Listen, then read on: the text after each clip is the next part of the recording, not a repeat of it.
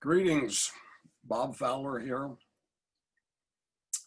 introducing, getting the ball rolling on a series of recordings on the Gospel of Mark. We're doing this in the fall of 2020. Mark, an unfamiliar gospel of an unfamiliar Jesus. And this recording, I'd like to talk about some of the basics about the Gospel of Mark, as far as we can tell. There's a lot more that we don't know than we know with regard to basics, such as who, what, when, where, why, how. So we'll say what we can say about all that, and then I want to sprint through 12 observations on the Gospel of Mark. So that's the agenda for this recording. Who, what, when, where, why, how. So the basic questions that good journalists ask and try as best they can to answer as they figure out what's what with any phenomenon in time and space, including the writing of the text. All right, so who wrote this thing? We wish we knew. The tradition is, the old church tradition is that the Gospel of Mark was written by a certain John Mark. And according to Christian tradition, I indicate here all the references to that person in the New Testament. The Acts of the Apostles, a number of references there to John Mark. And then Colossians, Timothy, Philemon, and First Peter. Sometimes these are references to John Mark. Sometimes they're simply references to someone named Mark. Sadly, in none of those places is there any reference to this person, whoever he might be. There's no reference to this person as the author of one of the Gospels. And there is an allusion here and there to some sort of connection between this mysterious John Mark and the Apostle Peter, but that's very, very, very thin. So there's nothing internal to the Gospel of Mark that indicates who wrote it, or when, or where, or why. Nothing explicit and crystal clear, and nothing internal to the Gospel of Mark connecting it emphatically with the Apostle Peter. If any gospel has a connection to Peter, I would put my money on the Gospel of Matthew, because the Gospel of Matthew is a lot more complimentary of Peter, a lot more generous to Peter than Mark is. So anyway, the tradition is the Gospel of Mark was written by Mark, but we have precious little, virtually no evidence to nail that down. Most modern scholars, since the middle of the 1800s, and this really took off with velocity in the 20th century, most modern scholars would argue that we don't really know who wrote the Gospel of Mark. It's an anonymous work, and it actually comes out of years and years of oral tradition, oral communication of stories about Jesus, memories of things he said once upon a time here and there. So oral tradition is the source of the material that we have in the Gospel of Mark. The old church tradition linking the author of this gospel to Simon Peter, there's just nothing available that would give us a lot of confidence in that. I want to say a little bit more about that in just a few seconds. So and all these passages here, you could read, if you line them up, you could read them in about a minute, because they are simply references to someone named Mark, and they tell us altogether almost zero about him. And the connection to Peter is tenuous, and the connection to this written piece of writing is this written story about Jesus is there's no clarity whatsoever offered in those allusions to a character named Mark. So let me go down to how this gives you some details about the old church tradition, and I'm sorry to say that it's not real encouraging. Eusebius was an important early Christian historian. He collected as much lore as he could in the middle of the 4th century CE. That is the 300s. So in the 300 CE, Eusebius says that he's heard a story about an early church leader named Papias, early 2nd century. So what's that? 250 years earlier. So Eusebius in the 4th century has heard a story about Papias in the early 2nd century. And Papias, they say, used to talk about the elder, someone called the elder. And just to make things confusing, the elder's name was apparently John. So there were lots of Johns in the New Testament and in early Christian life. So Eusebius, 4th century, talks about Papias, early 2nd century, who used to talk about the elder, late 1st century. And the elder used to talk about how John Mark wrote down Peter's memories about his time with Jesus. So this is spread out over many, many centuries, and the reliability of all this is shaky at best. Let me quote this very briefly.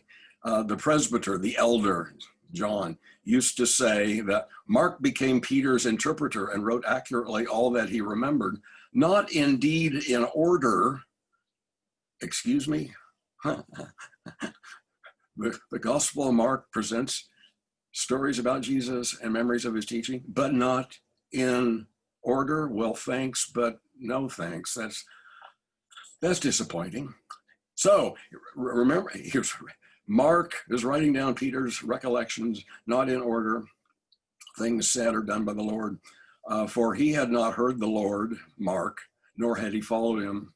But later on, as I said, followed Peter, who used to give teaching as necessity demanded, but not making, as it were, an arrangement of the Lord's oracles, so that Mark did nothing wrong and thus writing down single points as he remembered them. So again, this is kind of a backhanded, not exactly compliment, but acknowledgement that the Gospel of Mark presents one episode after another in a rather disjointed fashion, so it may not be a reliable chronological presentation of the life of Jesus. So they're admitting this late 1st century, early 2nd century, middle of the 4th century. So thanks, but no thanks. Eusebius was a historian working the way historians did in antiquity, and that is they collected as much stuff as they had available, and they were often unable to sort it all out in a manner that we would find convincing, or that we would find persuasive, that we would be satisfied with. And Eusebius shares a tradition. I don't think I've quoted it precisely here, but it's nearby in his history work. Eusebius shares a tradition that Mark wrote down the stuff that he could from Peter's teaching, and Peter, according to one tradition, was still alive and could give his approval of what Mark had done. On the other hand, Eusebius also quotes another early Christian leader named Irenaeus, who wrote in the late 2nd century. And Irenaeus has heard the story, from a century or century and a half earlier, that Mark didn't actually write his gospel till after Peter had been martyred, probably in the year 64 CE. So so Eusebius gives us a tradition on the one hand that Peter lived long enough to see what Mark had produced and gave his approval. On the other hand, someone said that Peter was already dead by the time that Mark wrote. And chances are that neither of these is probably on the money, so to speak. Today, since the middle of the 1800s, and this really was done with a great deal of labor through the 20th century. Today, scholars scholars have come to the conclusion. It's not a mere assumption.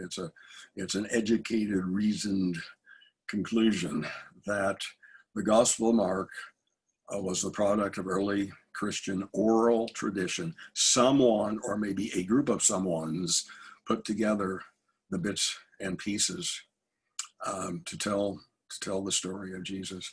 And I think it might be good for me to pull in a standard diagram, obviously scratched out in a very amateurish fashion by yours truly. You can find diagrams like this all over the place. If you Google for the two source hypothesis, the two sources being Mark and Q, or sometimes it's called the four source hypothesis because there is an M source, we think, and an L source. Let me explain. Mark, we think, is the oldest of our Gospels.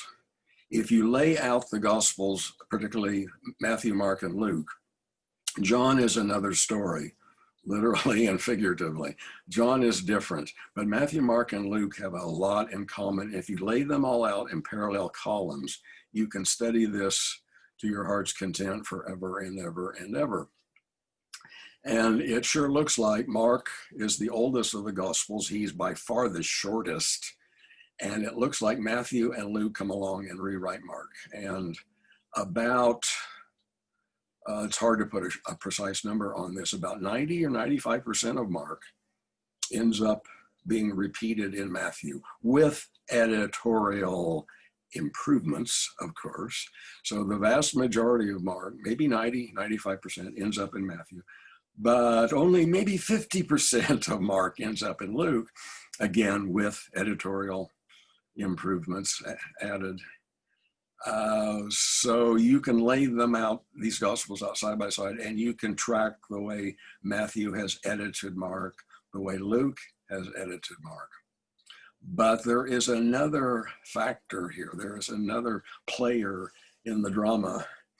And the German scholars in the 1800s who were figuring this out said, we have another source. We have another source. And the German word for source is Quelle. And so this came to be known as the Q source, Q standing for Quelle, source. This consists, we think, if we could rediscover it, and we have not rediscovered it yet, although this could always happen.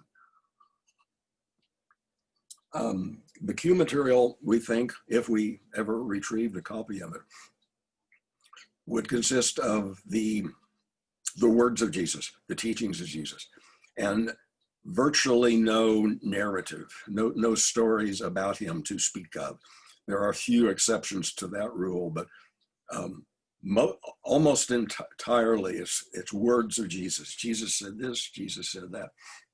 Think, for example, of the Sermon on the Mount, which we're familiar with in Matthew's Gospel, but there's a lot of that material also in Luke. Luke has it too. The Lord's Prayer, that's in Matthew, that's in Luke, not in Mark. Mark doesn't have it. Matthew and Luke do, with some slight variations between them. So those are examples of teachings of Jesus, words of Jesus that pop up, lo and behold, not in Mark, but they do appear in Matthew and Luke. And so, and you can ferret this out. You can collect this teaching material attributed to Jesus in Matthew and Luke. You can pull this out and lay this out side by side, and lo and behold, it appears we have yet another gospel, another source.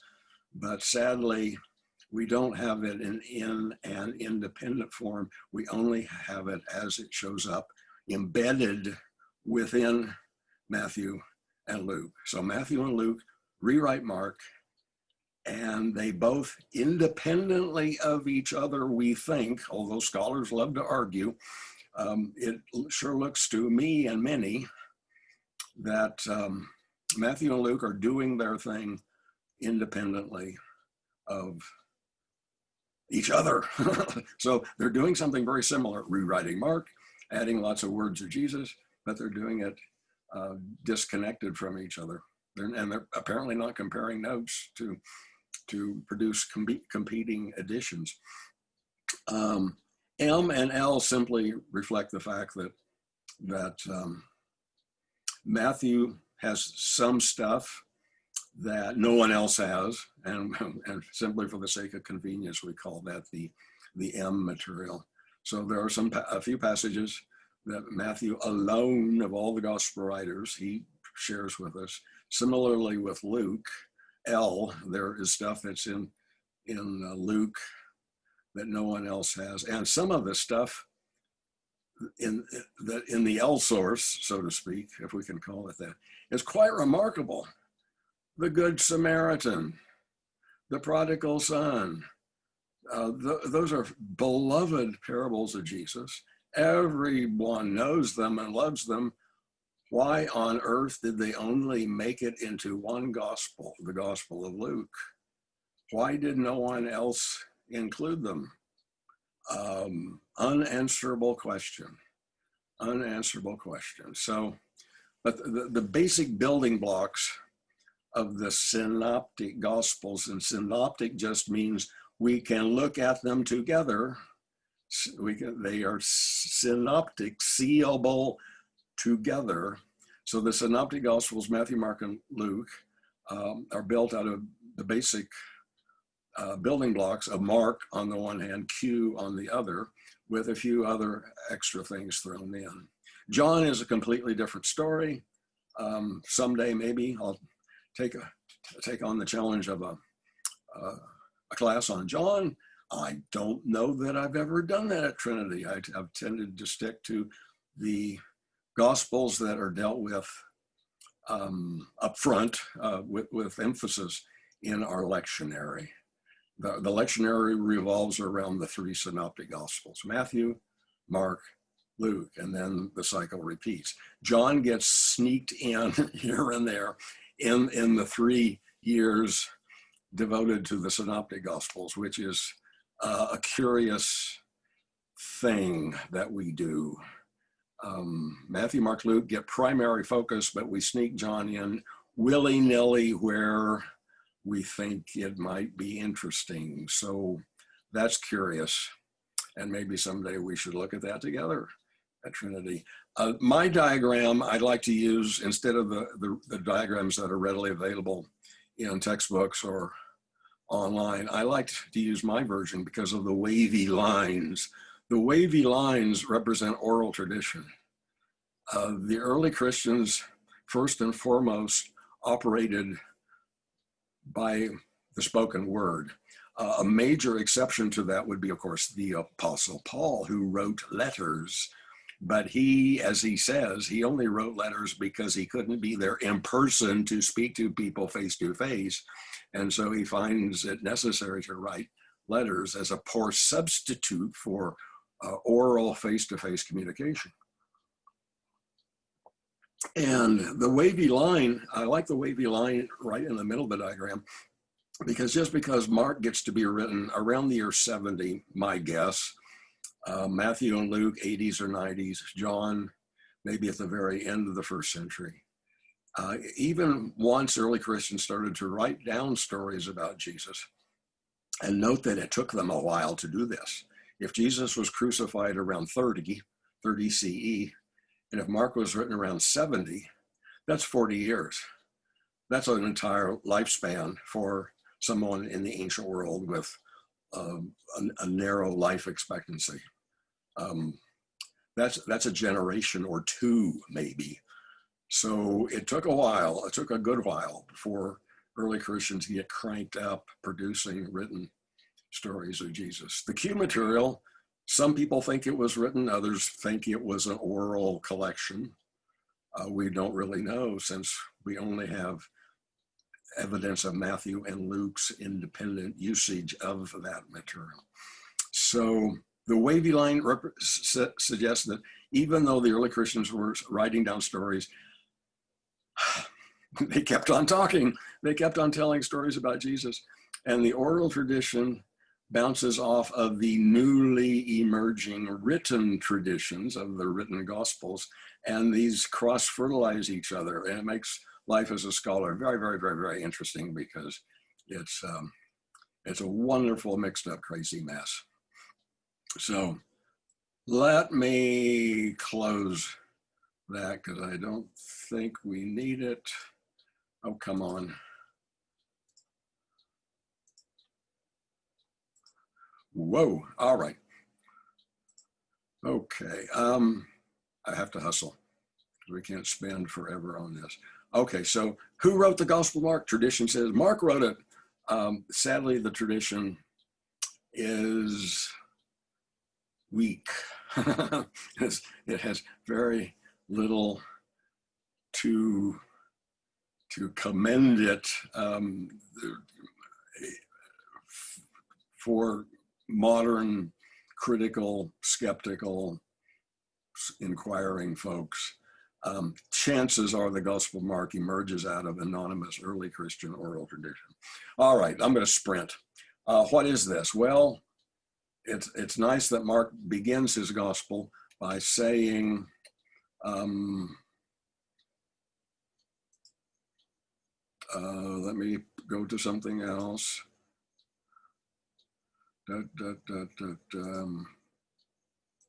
Okay.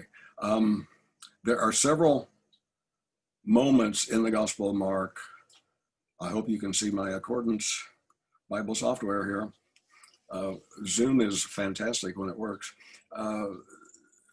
There's a theme that runs through the Gospel Mark from beginning to end. The good news, or the gospel. The old-fashioned English word is gospel. But what does that mean? It means good news, a good report, a good communication. It seems that this story is understood by its author to be good news. And the good news must eventually be proclaimed to all the nations. So the author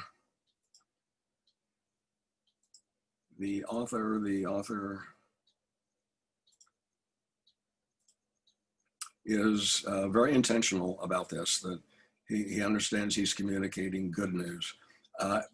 FYI, the term good news was already euangelion in Greek. The good news was already a theme of early Christian evangelism and missionary outreach. The Apostle Paul uses the term gospel, euangelion, to talk about what he's doing. He's proclaiming good news to people, inviting them to jump on the Jesus bandwagon. So, and FYI is a curiosity, a very interesting curiosity, that this written story about Jesus is the only one that seizes upon the word in Greek, euangelion, or translated good news. The Gospel of Mark is the only one of the Gospels that calls itself a gospel. It's just a curiosity. But Mark's label for what he's doing was picked up and extended to the other writings about Jesus. But so they're all called Gospels now, but they weren't always called Gospels. Mark's, yes. The others, not at first. But because they were similar to Mark, the term good news or gospel was carried over from Mark to the others. When? Maybe 70. This is a vexed question. Scholars love to argue about this, but there's actually a fairly narrow window of time in which scholars are debating with each other and arguing with each other about when this might have been written, either in the 60s or 70s. The old church tradition would date it to around the year 64 or so, because we're pretty sure that's the year that Peter and Paul were probably both martyred at the command of Emperor Nero in Rome. Early outbreak of persecution, of martyrdom. So sometime in the 60s, maybe the 70s, we think this was written. I think it was probably written around the year 70, because that is the year that we know the Roman legions finally triumphed over Jerusalem. The Jews had engaged in a rebellion against the Roman Empire, a dubious proposition. Rebelling against Rome at the height of their power was ill-advised. In those days, it never worked for anyone, but native populations tried it nevertheless, and the Jews tried it beginning in the year 66, and it ended up as disaster. Hundreds of thousands of Jews were killed. Hundreds of thousands were taken into slavery. It was a dismal disaster. And in the year 70, Jerusalem, which had been besieged for a good while, it finally fell, and the temple of God was destroyed, never to be rebuilt since. So in Mark 13, Mark's version of Jesus, and I word it that way intentionally, Mark's version of Jesus in Mark 13 talks about the destruction of the temple. Now that's either Mark telling us that way back 40 years before, Jesus of Nazareth in the year 30 had predicted the destruction of the temple, or else Mark as a dramatist, Mark as a storyteller, is speaking to Mark's own time and place, and he has his version of Jesus, as it were, striding across the stage. I like to imagine Mark dramatized. It wasn't in antiquity. It was not. It was storytelling. But let's imagine that it was dramatized. The character, the actor playing Jesus in the year 70, let's say, gets to predict, quote unquote, the destruction of Jerusalem, the destruction of the temple, and the people in the audience are nodding their heads with sadness, regret, but recognition, because they know that this has just happened. So I've always imagined Mark written for its time and place around the year 70, a time and place in which the temple has just been destroyed. I imagine Mark being written as the ashes of the destroyed temple are still cooling.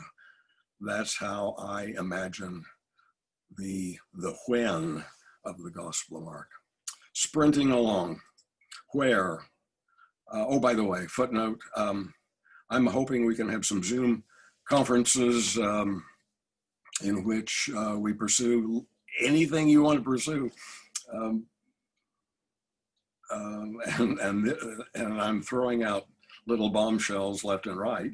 I'm sure that's how a number of my comments are coming across, but that's fine. And we can talk. You can ask questions. You can challenge if you're so inclined. So, but that's my take on when. Where? Tradition says Rome, because that's where Peter and Paul were martyred, and supposedly that's where Mark ended up assisting Peter, if we can believe the old church tradition. But Mark locates his story in Palestine, and in particular Galilee. So maybe there's a lot of thinking by scholars that maybe Mark was written for a Galilean Christian community in the 60s or 70s. But if Mark is writing for a Galilean version of Christianity in the 60s and 70s, why is he so unfamiliar with the geography? I won't pull up the passage, but you can look it up. Mark 7:31. Mark describes Jesus going up to what we would call Lebanon today, Tyre and Sidon up there. And then he comes back towards Galilee, but he does so by means of the Decapolis. And you need to get out your study Bible and look at a map or Google for a map online.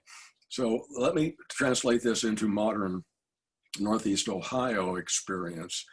In this scene, in this bit of storytelling in Mark 7, Mark describes Jesus going from Cleveland to Youngstown by means of Toledo. It makes no sense. It doesn't work.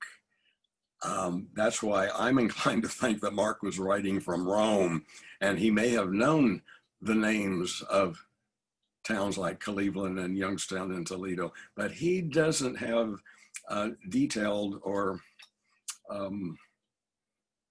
precise information on their relative location. So where it would be fascinating to know where this was written, but we really don't know. Tradition says Rome. A lot of scholars today say Galilee. I like Rome, but there's little with which to nail that down. And why? Back to gospel, good news. And you'll see from me in the rest of this recording here and in future recordings that I will harp again and again and again on how I think the Gospel of Mark was really written first and foremost to have a powerful impact on its audience. Imagining it performed out loud, orally, to a cluster of followers of Jesus. Or imagine it as a written text and we are reading it in modern fashion, in silence, which is very modern and not the way the ancients did it at all. But whether we are readers reading the text or audience members seeing someone perform the gospel from memory, and people do that, the story is really meant to reach out and grab us. So it's not so much an attempt to pin down historical facts about Jesus long ago and far away. It's instead a story meant to reach out and to grab us by the heartstrings and pull us into its orbit and make of us faithful, dedicated, successful followers of Jesus. I wish we had time and capability to stop and ask for questions, comments, discussions, but sadly we don't. So let's roll on. As indicated in my previous wee little 14, 15-minute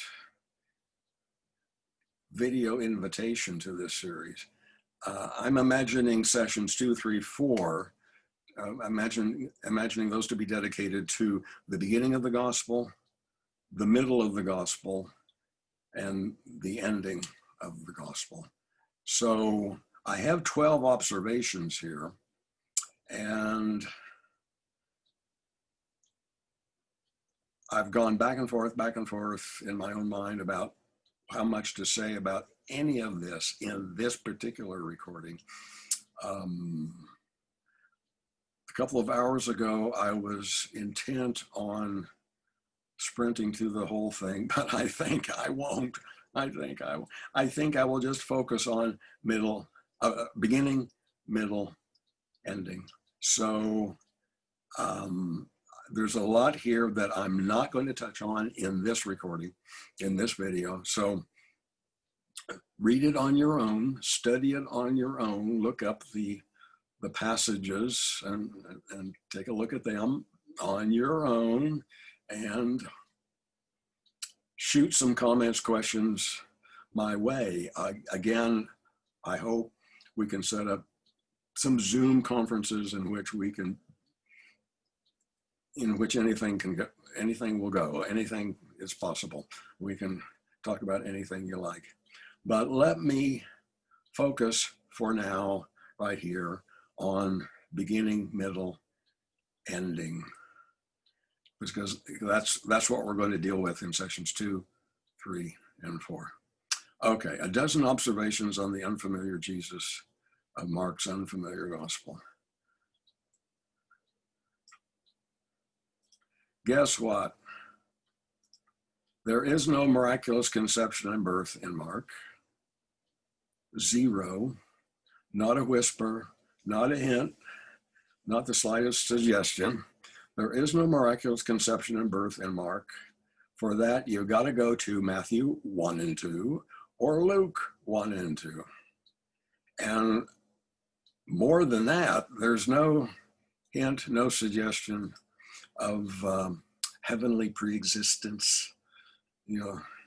Jesus being the eternal Logos, the Word of God, who was with God from the very beginning, and in and through the Logos, all things were made that were made. That's John. That's John 1. John 1 through 18. That's the prologue at the very, very beginning of the Gospel of John, the hymn to the Logos. Powerful, wonderful stuff. Not a whisper of that, not a hint of that to be found in Mark. So, well, if there's no miraculous conception and birth, and by the way, also there's no genealogy, family tree. Both Matthew and Luke give a genealogy for Jesus, a family tree, which is curious since Jesus was, according to Matthew and Luke, miraculously, divinely conceived. And so what relevance is there for a family tree for someone who was conceived and brought into existence by the fiat of God Almighty? Anyway, when, where, how does Jesus become Son of God? How is he identified Son of God? In Mark, well, it's in and through the baptism. The story of Mark's story begins with the baptism. And we need to talk about that, because that's an amazing scene with which to begin the story.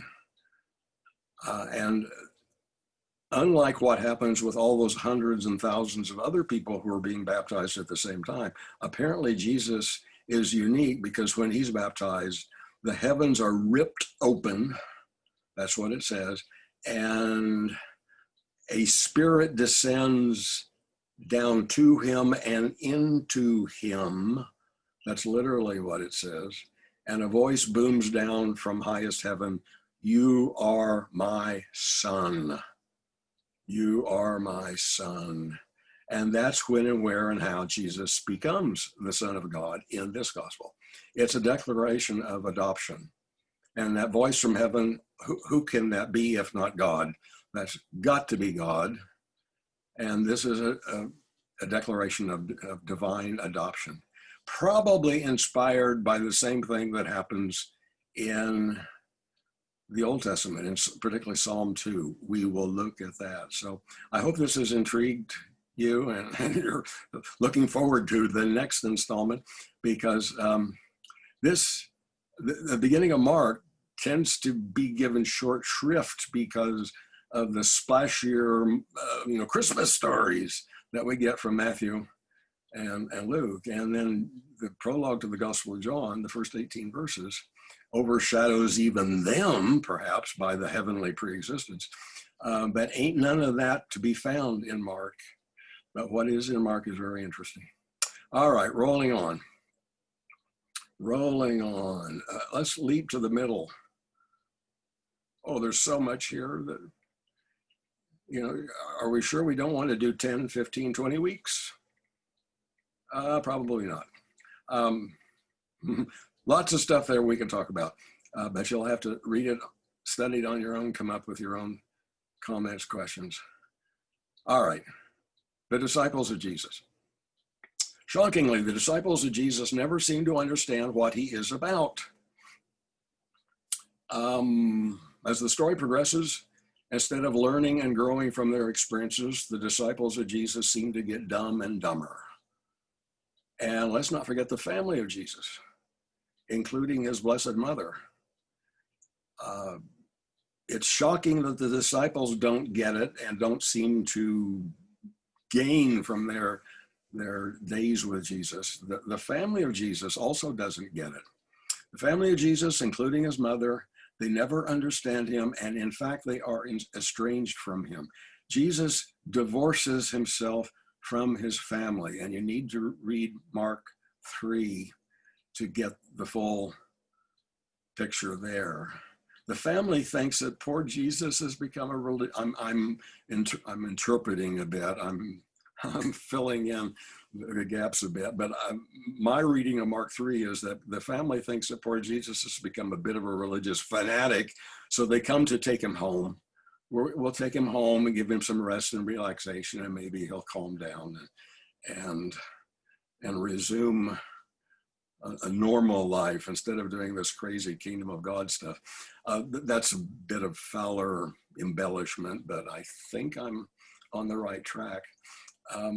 So Jesus separates himself from his family. Who is my family? Those who do the will of God. That's my family, he says. And so the Mary of Mark's gospel is not the virgin handmaid of God that we see in Matthew and Luke, nor is she the devoted mother at the foot of the cross that we see in John. Only in John is Mary at the foot of the cross. That's John only. Only in Matthew and Luke is Mary the Virgin Mother. Only Matthew and Luke. None of that is in Mark. None of that is in Mark.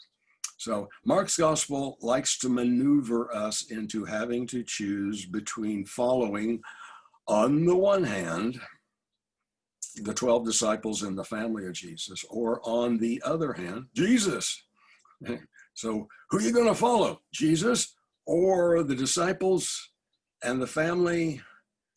And none of them do very well. So there's negative modeling of discipleship. Don't do what the 12 do. Don't do what the family of Jesus do.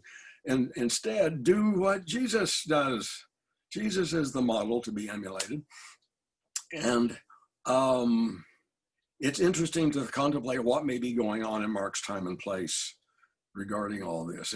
It is as if Mark was written in a time and place where the Christian church had become too self-preoccupied and self-satisfied, concerned too much about its own wealth, prestige, security, power. Mark summons the church of his day to follow not the leaders of the church, who are probably being symbolized by the 12 and the family of Jesus. Don't follow them, follow Jesus. And we'll talk about this in the next recording. Mark 8, Mark 9, Mark 10. So the disciples and the family, but mostly the disciples, they get most of the ink. These are models for how not to be a follower of Jesus. And that's a surprise. That's a shock. Well, we would not have expected that because we get much more positive modeling attributed to the disciples in Matthew, Luke, and John. So the characters in Mark's gospel who seem to be the most successful in living the Jesus way in life are the so-called little people, the minor characters who may only put in an appearance once, but who nevertheless display deep insight and faith. How ironic that major characters in the story routinely fail Jesus, but minor characters routinely shine. Cut to the end. This will be our fourth and final video. Unlike all the other Gospels, there is no familiar traditional Easter resurrection appearance story in Mark. Jesus does not reappear in resurrected glory at the end of this gospel. He does not reappear and reconcile with his wayward followers. He does not. There's absence, there's emptiness, there's silence, there's fear and trembling. This is not what you typically expect to get on Easter Sunday. We have 2,000 years of, 1,900 years of practice preferring Matthew, Luke, and John over the rather bewildering emptiness of Mark's ending. There is only an empty tomb, and it's open to interpretation, literally and figuratively. 3 women run away from the tomb in fear and trembling, and they say literally nothing to no one, for they were afraid. A double negative is okay in Greek. It's a problem in English, but it's okay in Greek. Fear and trembling, and they said nothing to no one. Later generations hastened to complete Mark's gospel by adding appendices that end Mark in a more upbeat and satisfactory fashion. Matthew, Luke, and John make sure to provide one or more Easter resurrection appearance stories. Scribes copying the text of Mark borrow from Matthew, Luke, and John to add on 12 extra verses at the end of Mark. But those were not original. Those are late add-on. That's a late attempt to bring Mark into line with those gospel writers who succeeded Mark.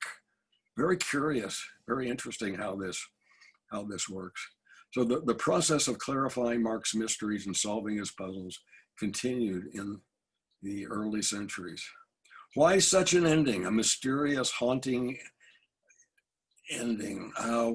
Why the surprisingly negative portrayal of, there's a typo, portrayal of the 12 and the family of Jesus? I suggest that the point is to put responsibility for the story on the shoulders of the reader or the members of Mark's audience. From beginning to end, Mark's story is oriented to the reader of the text or to the gospel or to the audience who might be hearing someone perform the story. Everything in the story, everything is told for the sake of the reader or the audience member. Even if everyone in Mark's story fails Jesus, there is still the reader, the listener, who might yet succeed where others failed. Summary. What was the fate of Mark's gospel and of Mark's Jesus at the hands of the gospel writers who followed in his footsteps? The shortest of the gospels was added to and made much longer. Mark's abrupt verbal style was smoothed out and made more elegant. Mark's frequent ambiguous moments were frequently clarified. Mark's haunting paradoxes were straightened out and rendered logical. Mark's narrative puzzles were repeatedly clarified, and an often mysterious and challenging story was rendered more comfortable and comforting. A down-to-earth human Jesus became ever more lofty and divine. The Jesus we know today is typically Matthew's, Luke's, or John's Jesus. The Jesus of Mark's gospel remains, after 1,900 years, hauntingly unfamiliar. Again, I'm sorry that this is a recording and there's no opportunity for give and take and questions and answers, but maybe, knock on wood, fingers crossed, we can pull that off soonish by means of Zoom. For those of you who want to do the heavy lifting, I've thrown in a bit of a bibliography, including a few things that I have written over the years. There's a lot more than that available if anyone's interested, but this will get you started if you want to do some heavy lifting. Finally, in the end, let me put in a good word for experiencing Mark as a whole, Mark in its entirety. I will confess, I will acknowledge that it's regarding the lectionary. We're coming up to Mark's year, you know, and from Advent on, we'll be in Mark's year. We'll leave Matthew's year behind and move on to Mark's year. And I will confess that it's not that I have a love-hate relationship with the lectionary, but I do have a love-frustration relationship with the lectionary. Because Sunday by Sunday by Sunday, week by week, literally day by day, if you're a fanatic for following the lectionary. But for most of us, it's Sunday by Sunday, week by week. What do we get from the Gospels? We get bite-sized pieces. We get fragments. We get little bits, and we get those little bits out of context. And so, you know, I've been participating in Bible studies at Trinity for the last few years, and it's fascinating to do Bible study based on the lectionary, and it's frustrating for someone who knows, and for someone like myself, who's actually read all the Gospels in their entirety from beginning to end, and I've dived into them, into their depths a lot for many, many, many years. And it's frustrating for me very frequently to encounter a chunk from a gospel taken out of context. And I want to say in the middle of Bible study, well, do we remember what happened last week, the week before? Do we remember what led up to this? Do you know what's coming up? Do you see how this is anticipating something that's coming on down the line? And very, very often, interpretation and application of the gospel passage to one's own life is made complicated, made difficult, because we read stuff from the Gospels out of context. And I've been thinking lately, when I go to Severance Hall to listen to the orchestra play Beethoven's Fifth, and that might take, who knows, 40 minutes. Do I stand and ask the conductor to give me only minute 29, because that's enough? That would be ridiculous. Or to go over to the Cleveland Museum of Art and visit a gallery and pick out a beautiful, gorgeous 10-foot by 10-foot oil painting. And would I dare to go to the lower left corner and pick out a 3-inch by 3-inch square and look at it only without looking at the rest of the painting? It's unlikely that anyone would do that. I certainly wouldn't. Or your favorite novel. You only read chapter 8, the 23rd paragraph. Wouldn't you read the whole thing? Probably you want to read the whole thing from beginning to end. And yet, with Gospels, we only consume them in bite-sized pieces. And therefore, we often miss the big picture. I recommend people reading the Gospel of Mark, or any of the Gospels, or any biblical book, or any book, period. I recommend reading from beginning to end, reading the whole thing. In the case of Mark, thanks to the well-known, highly respected British actor Alec McGowan, back in the 1970s, he came up with the brilliant idea of taking the King James Bible that he found in the bedside table, thanks to the Gideons. I think this is literally true. He wrote a memoir of his experience of encountering the Gospel of Mark, and it is, after all, the shortest. And if you've got to memorize something to perform on the stage, which is what he did, he rented theaters and performed the Gospel of Mark from memory, beginning to end, using the King James translation. And you can still get this on YouTube. And you can get Phil Rugi Jones, who's a contemporary, a friend and colleague of mine. He's a Mark scholar. McCowan is no scholar, but he was an actor and he knew how to perform a text. He knew how to memorize a story and perform it in a powerful way in front of an audience. So these are all ways of experiencing the gospel, not as a silent written text that one reads and it goes from eyeball to brain.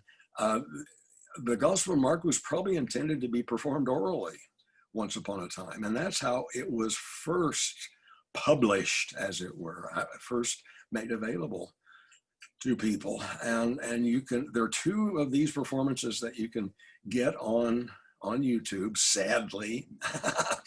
Rather than being a continuous performance, you've got to jump from chapter 1 to chapter 2 to chapter. So there are, in both McCowan and Rugi Jones, in their performances, there are 16 chunks for the 16 chapters of Mark. But still, you can leap from one chapter to the next without missing, without a lot of delay, and it's pretty close to a continuous experience. Some of you, I know Ginger remembers Wayne Turney coming to Trinity and performing Mark, but sadly, it was a long time ago, long time ago, and I don't have saved any of the promotional literature, the emails, the websites, or whatever. If anyone was at Trinity in 2003, which is when I think it was, Turney was, back in those days, a well-known actor in the Cleveland theater scene.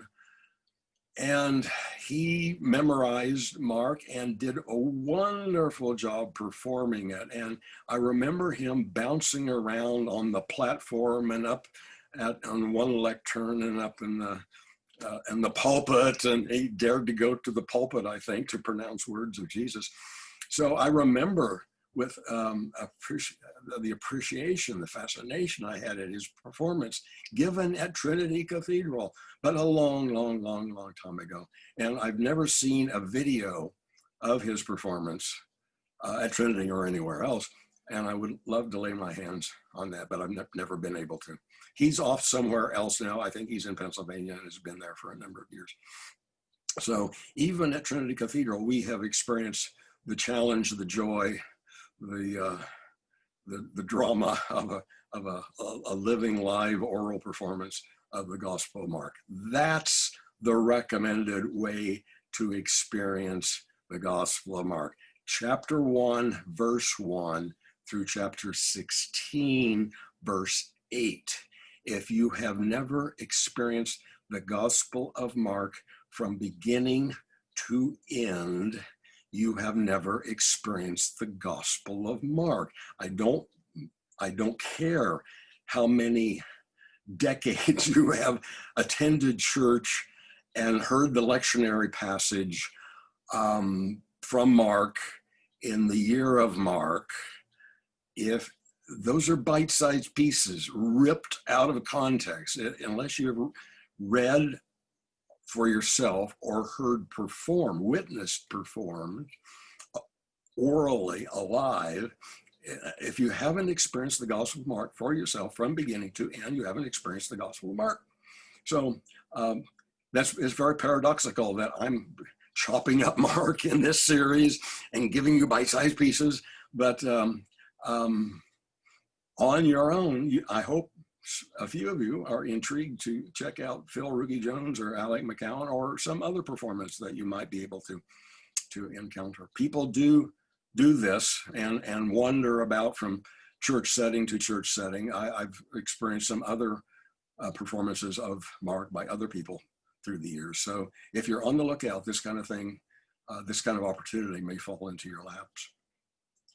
So I'm tired. I'm going to stop recording. That's enough. I probably think I've done an hour, which is bloody long.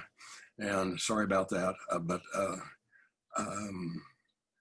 This covered a lot of ground, and we've left out a lot. So I hope this will intrigue a number of people to dig into some of the things I've offered today. And I hope you'll look at some of the things we skipped over today and do some study on your own, compile questions, comments, responses, and we'll hope and pray that we can set up something on Zoom and talk together as close to face as the pandemic and Zoom will allow us to do. So blessings on you all. Hope this intrigues. Hope to see you virtually on down the road. Take care.